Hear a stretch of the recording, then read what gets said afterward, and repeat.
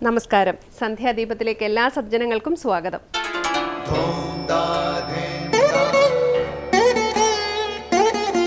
ശുഭം ഭവതു കല്യാണമായുസാരോഗ്യവർദ്ധനം സർവദുഃഖ വിനാശായ സന്ധ്യാദീപം നമോസ്തുതേ. നാമം ജപായനം പുണ്യം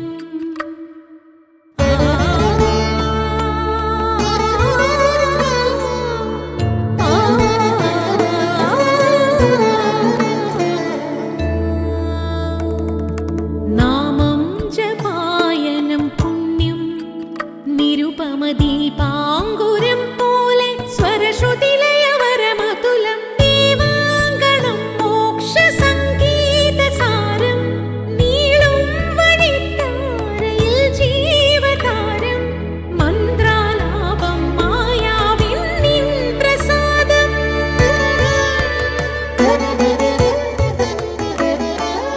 ഇരുൾ നീങ്ങിയുണരുന്ന തെളിനാളദീപം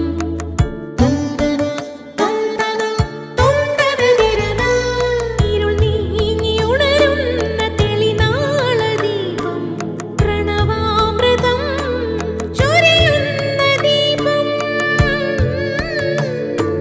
ദീപം ദീപം ദീപം ദീപം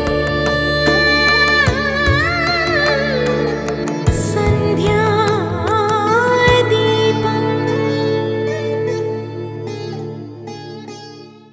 ശബരീശന് അഭിഷേകത്തിനുള്ള നെയ്യ് നിറയ്ക്കാൻ തേങ്ങ തിരഞ്ഞെടുത്തതിന് പിന്നിൽ ചില സങ്കല്പങ്ങളുണ്ട്.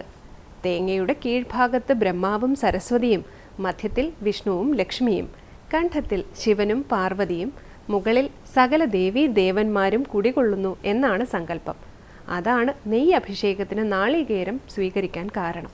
മനസാ വാചാ കർമ്മണ ചെയ്ത സർവകർമ്മങ്ങളെയും ശുദ്ധീകരിച്ച് നിർമ്മലമായ ഭക്തിയോടെ നെയ്യ് ദേവന് വേണ്ടി തേങ്ങയിൽ നിറയ്ക്കുന്നു. നെയ്യ് നിറയ്ക്കുമ്പോൾ മന്ത്രമായി ശരണം വിളിച്ച് വേണം ചെയ്യാൻ. ആഗ്രഹങ്ങളും നാനാതരത്തിലുള്ള ചിന്തകളുടെ ഭാരവും കൊണ്ട് കാഠിന്യമേറിയ ശരീരത്തെ പ്രതിനിധീകരിക്കുന്നതാണ് തേങ്ങയുടെ പുറംതോട്. കാഠിന്യമേറിയ ശരീരത്തിനുള്ളിലെ ഉൾക്കാമ്പിലിരിക്കുന്ന വിഷയാസക്തികളെ കഴുകിക്കളഞ്ഞ് പരമപ്രേമ ഭക്തിയാകുന്ന നെയ്യ് നിറയ്ക്കുന്നു. അഭിഷേകത്തിനുള്ള നെയ്യ് പരിശുദ്ധമായിരിക്കണം. ഭക്തിയുടെ പരിശുദ്ധിയെയാണ് ഇത് സൂചിപ്പിക്കുന്നത്. തേങ്ങയിലെ നെയ്യ് ജീവാത്മാവിനെ സൂചിപ്പിക്കുന്നു. ആ ജീവാത്മാവ് പരമാത്മാവായ അയ്യപ്പനിൽ ലയിച്ചു ചേരുന്നതാണ് നെയ്യഭിഷേകത്തിനു പിന്നിലെ അനുഷ്ഠാനം. തുടർന്ന് നമുക്ക് മാർഗദീപമാകുന്ന ഒരു ഗുരുവചനം കേൾക്കാം. ഹൃദയം ശുദ്ധമാകണമെങ്കിൽ ഈശ്വരനോട് പ്രേമമുണ്ടാകണം, സദ്ഗുണങ്ങളുണ്ടാകണം. ഈശ്വരനോട് അടുക്കുന്നതിനുള്ള പ്രധാന തടസ്സം നമ്മുടെ സ്വാർത്ഥതയാണ്. അന്യരോട് കരുണ തോന്നുമ്പോൾ നമ്മുടെ സ്വാർത്ഥത തനിയേ കൊഴിഞ്ഞു പോകുന്നു. മാതാ അമൃതാനന്ദമയി ദേവി. അടുത്തതായി ശ്രീ ശങ്കരാചാര്യ രചിച്ച ശിവാനന്ദലഹരിയിലെ ശ്ലോകം ശ്രീ കാവാലം ശ്രീകുമാർ ചൊല്ലുന്നത് കേൾക്കാം.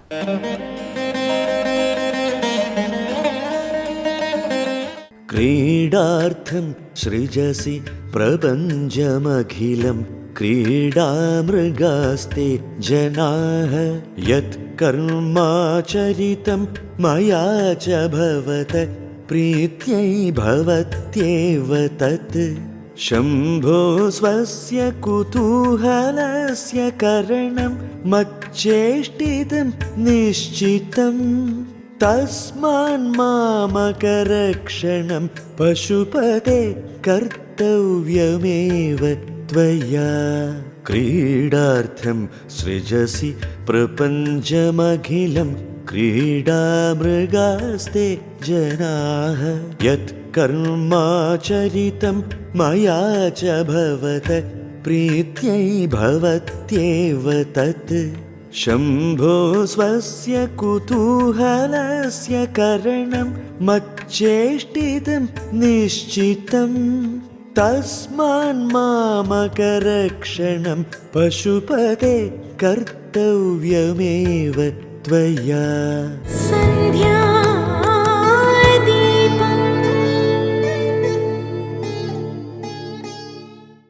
ഇനി ശ്രീ ശങ്കരാചാര്യരുടെ കൃതികളെ വ്യാഖ്യാനിക്കുന്ന ശങ്കര സ്തോത്രാമൃതം. ദേവന്മാർ മുതൽ പിശാചുക്കൾക്ക് വരെ നാഥനായ അല്ലയോ പശുപതേ, എന്നെ രക്ഷിക്കുവാനുള്ള കർത്തവ്യം അങ്ങേക്കുള്ളതാണ്.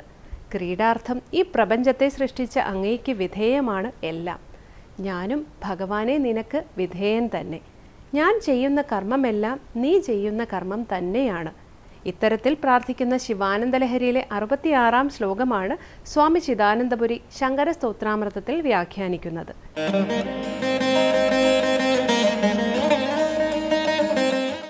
ഓം ഗുരുർബ്രഹ്മാ ഗുരുർവിഷ്ണു ഗുരുർദേവോ മഹേശ്വരഃ ഗുരുസാക്ഷാത് പരം ബ്രഹ്മ തസ്മൈ ശ്രീ ഗുരവേ നമഃ. ഓം സദാശിവസമാരംഭാം ശങ്കരാചാര്യമധ്യമാം അസ്മദാചാര്യപര്യന്താം വന്ദേ ഗുരുപരമ്പരാം. ശ്രീ ശങ്കര സ്തോത്രകൃതികളിൽ ശിവാനന്ദ ലഹരിയിൽ 66-ാമത്തെ ശ്ലോകമാണ് നമ്മൾ ശ്രദ്ധിക്കുന്നത്. ഭക്തിയുടെ മഹിമ പല പ്രകാരം വെളിപ്പെടുത്തി. തുടർന്ന് എന്നെ രക്ഷിക്കേണ്ടത് നിൻ്റെ കർത്തവ്യമാണ്, എന്നെ രക്ഷിച്ചേ മതിയാകൂ എന്ന് പറയുന്ന ഭാഗമാണ്. എങ്ങനെ നോക്കൂ. ക്രീഡാർത്ഥം സൃജസി പ്രപഞ്ചമഖിലം ക്രീഡാമൃഗാസ്തേ ജനാഃ യത്കർമാചരിതം മയാ ച ഭവതഃ പ്രീത്यै ഭവത്യേവ തത് ശംഭോ സ്വസ്യ കുതൂഹലസ്യ കരണം മച്ചേഷ്ടിതം നിശ്ചിതം തസ്മാൻ മാമകരക്ഷണം പശുപതേ കർത്തവ്യമേവ ത്വയാ. ഹേ പശുപതേ, അല്ലയോ പശുപതി, സകല പശുക്കളുടെയും പതിയാണ്, നാഥനാണ് പശുപതി. പശു ശബ്ദം കൊണ്ട് എല്ലാ ജീവരാശിയും അർത്ഥമാക്കപ്പെടുന്നു. മുമ്പ് നമ്മൾ ചിന്തിച്ചിട്ടുണ്ട്. ദേവാദയ പിശാചാന്ത പശവ പരികീർത്തിത എന്ന്.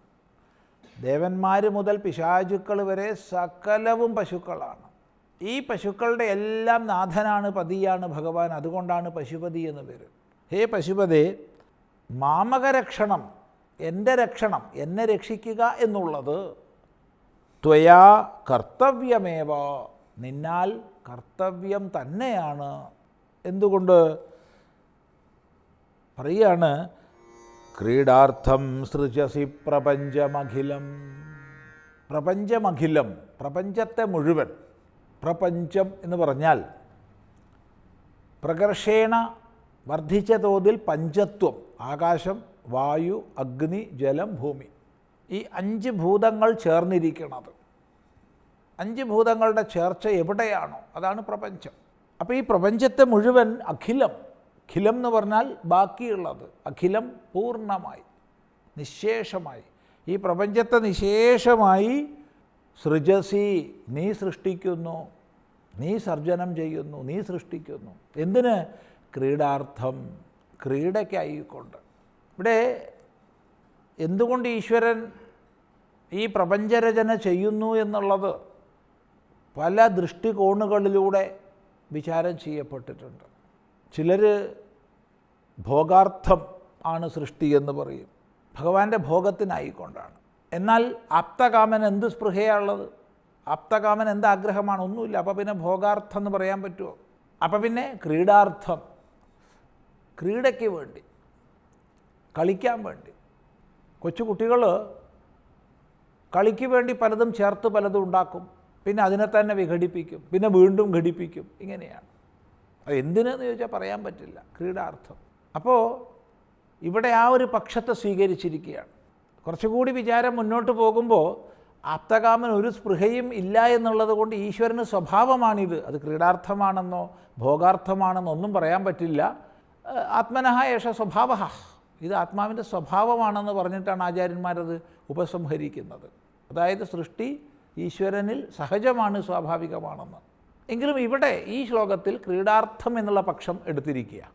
അപ്പോൾ ക്രീഡാർത്ഥം കളിക്കായിക്കൊണ്ട്, തമാശയ്ക്കായിക്കൊണ്ട് ഈ പ്രപഞ്ചത്തെ മുഴുവനും നീ സൃഷ്ടിക്കുന്നുവല്ലോ. അതുകൊണ്ട് തന്നെ ജനാഹ ക്രീഡാമൃഗാഹ തേ ക്രീഡാമൃഗാഹ ജനാഹ, നിൻ്റെ ക്രീഡാമൃഗങ്ങളാണ്, കളിക്കാനുള്ള മൃഗങ്ങളാണ്.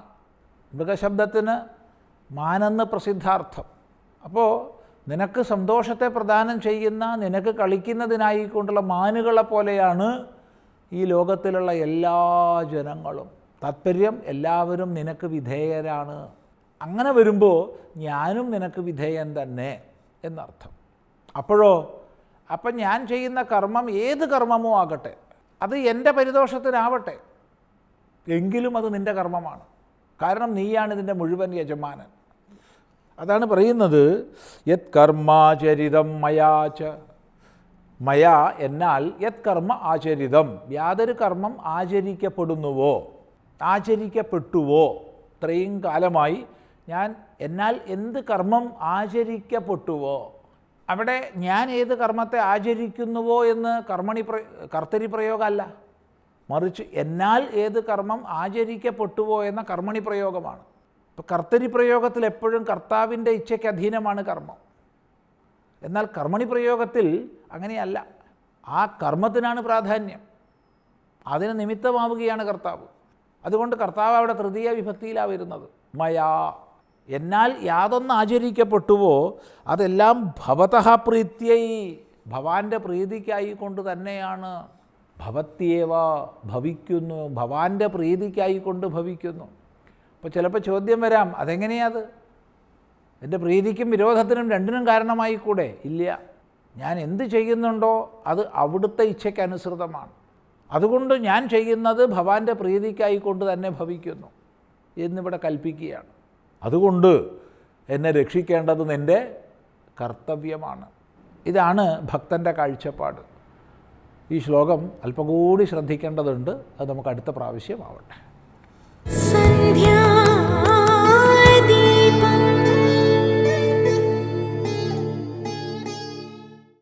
ഇനി ദീപാരാധനയ്ക്കായി ക്ഷേത്ര സന്നിധിയിലേക്ക് പോകാം.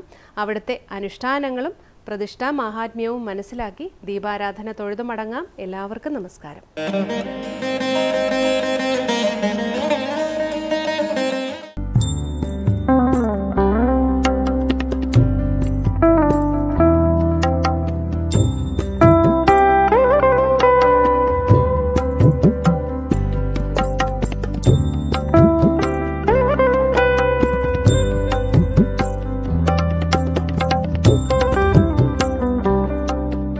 ഇത് ആദിമൂലം വെട്ടിക്കോട് നാഗരാജസ്വാമി ക്ഷേത്രം. ആദിശേഷനായ അനന്തഭഗവാൻ ഇഷ്ടവരപ്രദായകനായി ഇരുന്നരുളുന്ന ദേവസങ്കേതം. ആലപ്പുഴ ജില്ലയിൽ വെട്ടിക്കോട് എന്ന പ്രദേശത്താണ് അനന്തഭഗവാൻ കുടികൊള്ളുന്ന ഈ നാഗക്കാവ് സ്ഥിതി ചെയ്യുന്നത്. വെട്ടിക്കോട് നാഗരാജസ്വാമി ക്ഷേത്രത്തിൽ എത്തിച്ചേരാനുള്ള വഴി ഇങ്ങനെയാണ്. കായംകുളം പുനലൂർ റോഡിൽ കായംകുളത്തു നിന്നും 10 കിലോമീറ്റർ കിഴക്ക് സഞ്ചരിച്ചാൽ ക്ഷേത്രസന്നിധിയിൽ എത്തിച്ചേരാം.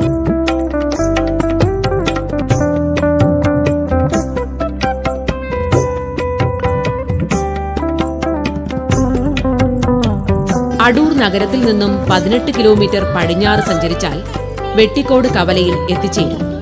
വെട്ടിക്കോട് കവലയിൽ നിന്നും ഏതാണ്ട് 1/2 കിലോമീറ്റർ തെക്കോട്ട് സഞ്ചരിച്ചാൽ ആദിമൂലം വെട്ടിക്കോട് നാഗരാജസ്വാമി ക്ഷേത്രത്തിൽ എത്താവുന്നതാണ്.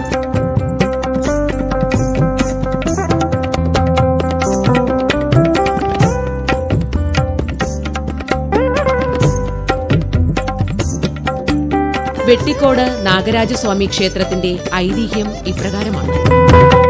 അവതാരമൂർത്തിയായ ശ്രീ പരശുരാമൻ കടലിൽ നിന്നും കേരളത്തെ വീണ്ടെടുത്തു. ഈ സമയം കേരളഭൂമി ജനവാസയോഗ്യമായിരുന്നില്ല. കടൽ മാറി കരയായതുകൊണ്ട് ഭൂമി മുഴുക്കെ ഉപ്പുരസത്താൽ മൂടപ്പെട്ടിരുന്നു.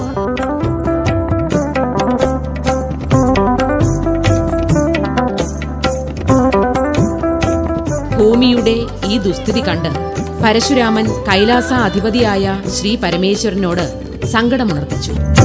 ഈ പ്രശ്നത്തിന് പരിഹാരം കാണാൻ സാക്ഷാൽ അനന്തനു മാത്രമേ കഴിയുകയുള്ളൂ എന്നും അനന്തനെ ശരണം പ്രാപിക്കാൻ പരമേശ്വരൻ ഉണർത്തിക്കുകയും ചെയ്തു.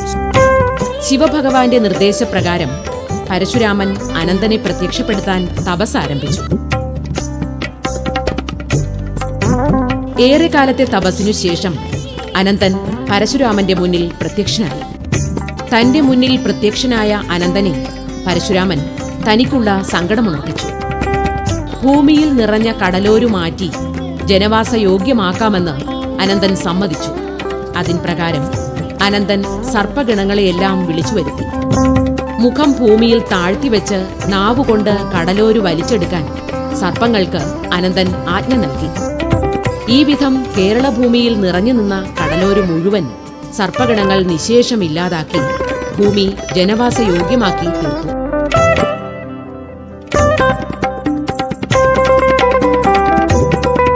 കേരളക്കരയെ ജനവാസയോഗ്യമാക്കി തീർത്ത അനന്തനോടുള്ള പ്രത്യുപകാരമെന്ന നിലയിൽ അനന്തനെ തന്നെ അവിടെ പ്രതിഷ്ഠിക്കാൻ പരശുരാമൻ തീരുമാനിച്ചു. ഇതിനായി പരശുരാമൻ അസുരശില്പിയായ മയനെക്കൊണ്ട് ഒരു അനന്തവിഗ്രഹം പണികഴിപ്പിച്ചു. തന്റെ കൈവശമുള്ള മഴുകൊണ്ട് അവിടെയുള്ള മണ്ണ് വെട്ടിക്കൂട്ടി അനന്തസ്വാമിയെ പരശുരാമൻ പ്രതിഷ്ഠിച്ചു. ഈ മംഗളകർമ്മത്തിൽ പരമശിവൻ പ്രത്യക്ഷനായി ദക്ഷിണ സ്വീകരിക്കുകയും ബ്രഹ്മാവ് മുഹൂർത്തം കൽപ്പിക്കുകയും ചെയ്തു എന്നാണ് വിശ്വാസം. തന്റെ കൈകൊണ്ട് മണ്ണ് വെട്ടിക്കൂട്ടി പ്രതിഷ്ഠ നടത്തുകയാൽ ഈ സ്ഥലം വെട്ടിക്കോട്ട് എന്ന പേരിൽ അറിയപ്പെടാൻ തുടങ്ങി എന്നാണ് പഴമ.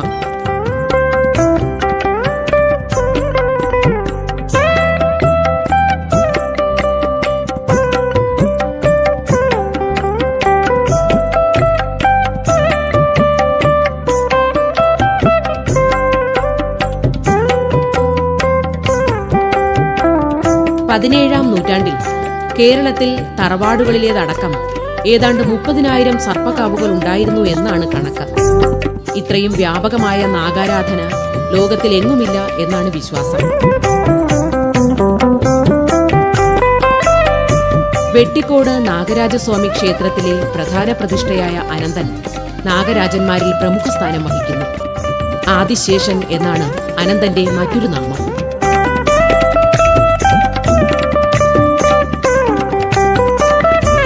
കിഴക്കോട്ട് ദർശനമായാണ് വെട്ടിക്കോട് അനന്തനും നാഗയക്ഷിയും ഭക്തജനങ്ങൾക്ക് ദർശനഭാഗ്യമരുളുന്നത്.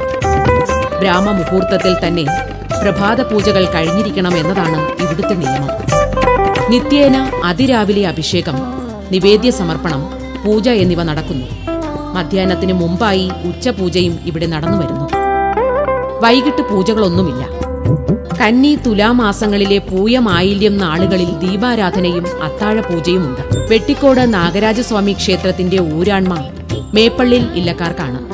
ക്ഷേത്ര പ്രതിഷ്ഠ നടന്ന സമയത്ത് പരശുരാമൻ പരദേശത്തു നിന്നും കൊണ്ടുവന്ന് പാർപ്പിച്ച ബ്രാഹ്മണരുടെ പിന്മുറക്കാരാണ് മേപ്പള്ളിൽ ഇല്ലക്കാർ എന്നാണ് വിശ്വാസം. പുതുമന ഇല്ലത്തിനാണ് ഇവിടെ തന്ത്രാധികാരം.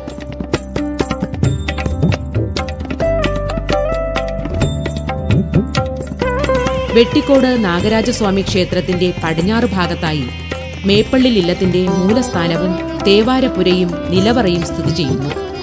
ഇവിടെ തേവാരമൂർത്തികളായി ഭദ്രകാളി, ദുർഗ, മഹാവിഷ്ണു, മഹാദേവൻ, യക്ഷി, ചാത്തൻ, മൂർത്തി എന്നീ ദേവതകൾ കുടികൊള്ളുന്നു.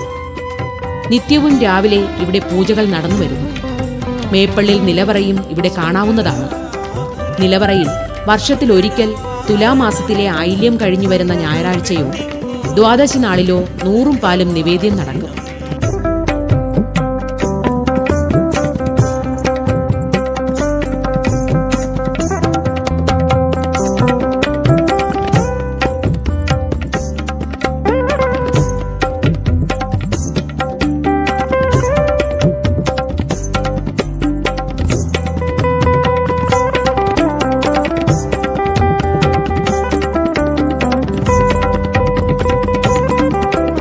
വെട്ടിക്കോട് നാഗരാജസ്വാമി ക്ഷേത്രത്തിൽ സ്ഥിതി ചെയ്യുന്ന ആഗമകാവ് ഇവിടുത്തെ പ്രത്യേകതയാണ്.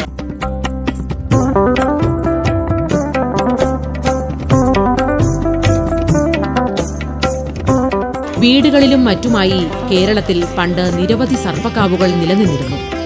കാലാന്തരത്തിൽ നേരാംവണ്ണമുള്ള ആരാധനയോ പൂജയോ നടത്താൻ കഴിയാതെ അത്തരം നാഗചൈതന്യങ്ങളെ ആവാഹിച്ച് വെട്ടിക്കോട് കൊണ്ടുവന്ന് പ്രതിഷ്ഠിക്കുന്നതാണ് ഇവിടുത്തെ ആഗമ സർപ്പക്കാവിലുള്ള നാഗപ്രതിഷ്ഠകൾ. ക്ഷേത്രകുളത്തിന് തെക്കുവശത്തായാണ് ആഗമ സർപ്പക്കാവ് സ്ഥിതി ചെയ്യുന്നത്. വർഷത്തിലൊരിക്കൽ തുലാമാസത്തിലെ ആയില്യം കഴിഞ്ഞുവരുന്ന ഒരു ഞായറാഴ്ച ഇവിടെ 100 പാലും നിവേദിക്കും. വെട്ടിക്കോട്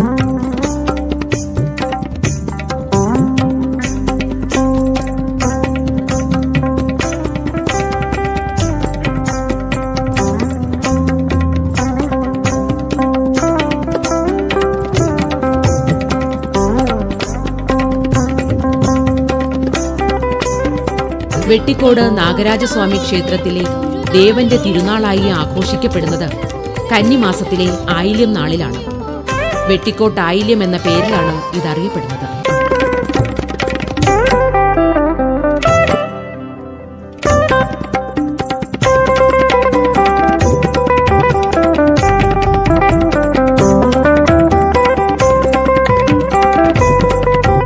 ആയില്യത്തിന് 7 ദിവസം മുമ്പ് തന്നെ ക്ഷേത്രത്തിൽ വിശേഷാൽ പൂജകളും മറ്റ് സവിശേഷ ചടങ്ങുകളും ആരംഭിക്കും.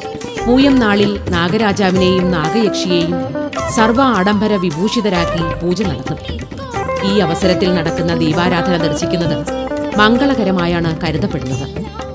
ദീപാരാധനയ്ക്ക് ശേഷം പലവിധ മംഗളവാദ്യങ്ങൾ മുഴക്കി ദേവനെ സേവിക്കുന്ന ചടങ്ങും നടക്കുന്നു. ആയില്യ ദിവസം വെളുപ്പിന് നട തുറന്ന് നിർമാല്യ ദർശനം കഴിഞ്ഞാൽ അഭിഷേകം, ഉച്ചപൂജ, നൂറുംപാൽ എന്നിവ നടക്കും. ഉച്ചയോടുകൂടി സർവ്വ അലങ്കാര വിഭൂഷിതനായി നാഗരാജാവിനെ വാദ്യമേളങ്ങളോടുകൂടി ഇല്ലത്തേക്ക് എഴുന്നള്ളിക്കും. ഈ എഴുന്നള്ളത്ത് കാണുന്നവർക്ക് വിഷഭയം ഉണ്ടാകില്ലെന്നാണ് വിശ്വാസം. 10 മണിയോടുകൂടി സർപ്പബലി സമാപിച്ച് നടയടയ്ക്കുന്നു. മകം നാളിൽ ഇളനീരഭിഷേകം കഴിച്ച് ശുദ്ധികലശം ആടുന്നതോടുകൂടി ആയില്യത്തിന്റെ ചടങ്ങുകൾ അവസാനിക്കും. തുലാമാസത്തിലും ഇതേ ചടങ്ങുകളോടെ ആയില്യം ആഘോഷിച്ചു വരുന്നു.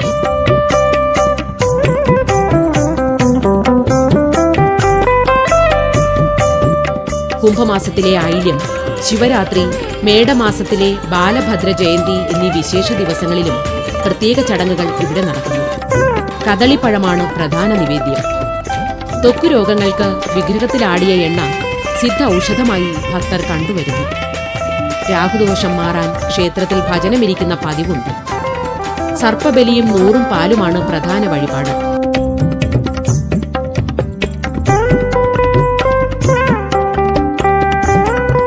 സർപ്പകോപം നിമിത്തമുണ്ടാകുന്ന രോഗങ്ങൾ ശമിക്കുന്നതിന് ഇവിടെ നടത്തുന്ന ധാര ഏറെ ഫലപ്രദമാണെന്ന് ഭക്തജനങ്ങൾ സാക്ഷ്യപ്പെടുത്തുന്നു.